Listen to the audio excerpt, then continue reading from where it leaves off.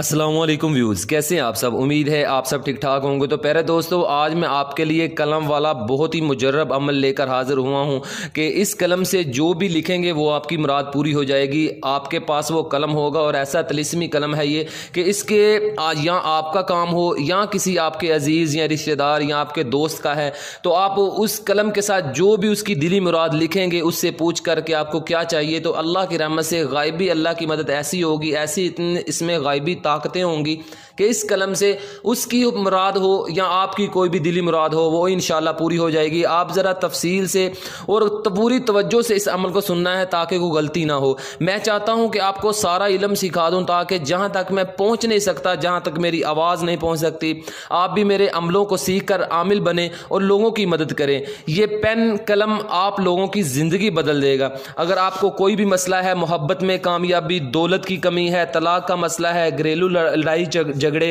और पसंद की शादी, किसी भी किस्म का कोई भी मसला है, तो आप इस कलम के जरिए अल्लाह की रहमत से हल कर सकते हैं।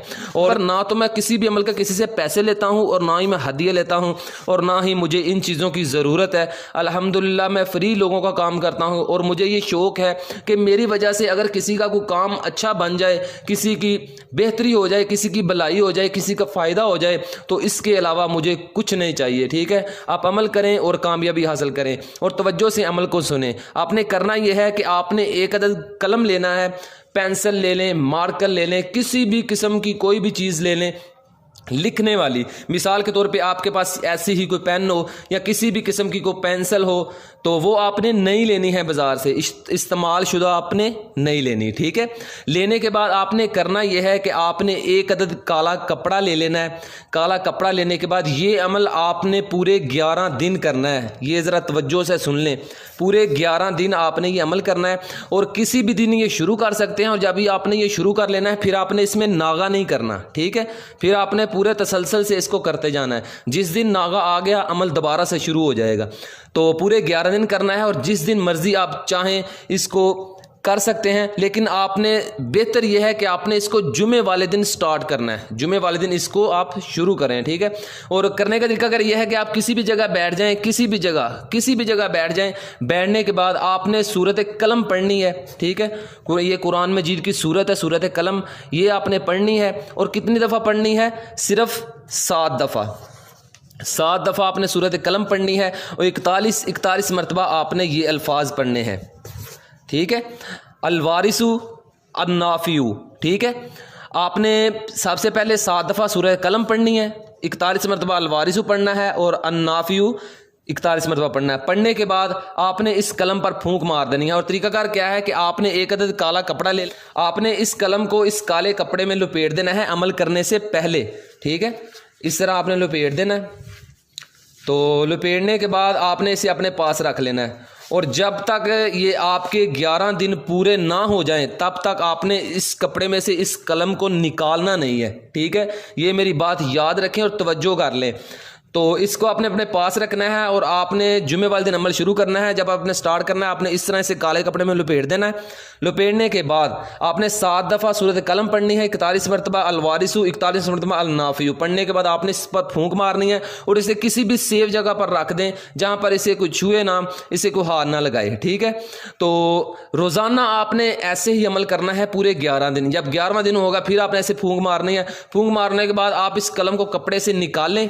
निकालने के बाद आपने करना क्या है कि आपने एक सफ़ेद पेपर लेना है। ठीक है, सफ़ेद पेपर लेने के बाद आपने इस कलम से जो भी चीज़ लिखेंगे, और याद रखें ये कलम उस वक्त तक चल सकती है जब तक इसमें स्याही मौजूद है।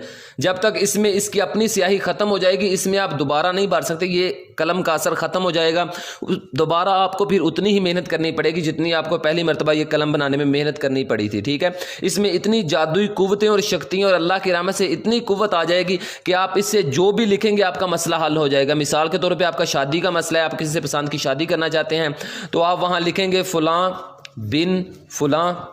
ठीक है, जिसके साथ शादी करना चाहते हैं उसका नाम और उसके वालिद का नाम लिखेंगे। ठीक है, लिखने के बाद आपने इसको अपने पास रख लेना है और इंशाल्लाह एक दिन के अंदर अंदर जिससे आप शादी करना चाहते हैं वो खुद आपके आगे पीछे घूमेगा, खुद आपके घर आएंगे, तरले करेंगे आपके कि प्लीज़ हमसे शादी कर लें, हम आपके साथ शादी करना चाहते हैं। ठीक है, और अगर आपका कोई दोस्त या अजीज़ या कोई रिश्तेदार वो किसी से पसंद की शादी करना चाहते हैं तो आप इसी कलम से लोगों के मसले हल कर सकते हैं। सिर्फ आपने यही लिखना है शादी और फलां उसका नाम और उसके वालिद का नाम, जिससे वो शादी करना चाहता है सिर्फ उसका नाम लिखना है, अपना नाम लिखना। यहाँ एक मिसाल है, आपके पास कोई दोस्त आया है उसका नाम नहीं लिखना, वो जिससे शादी करना चाहता है उसका सिर्फ नाम लिख के उसे कहना है ये अपनी जेब में रखे सिर्फ एक दिन, इंशाल्लाह फिर वो खुद देखेगा कि कैसे वो आते हैं उनके पास। दूसरे नंबर पर आपका अगर दौलत का मसला है तो आपने सिर्फ यहाँ दौलत लिखना है कि आप वाकई ही परेशान हैं, वाकई ही गरीब हैं, वाकई ही आपको दौलत और पैसों की ज़रूरत है, तो ये आप सिर्फ यहाँ दौलत लिखेंगे। और जिसे ज़रूरत है, आपको ज़रूरत है तो अपना नाम लिखेंगे फलां बिन फलां।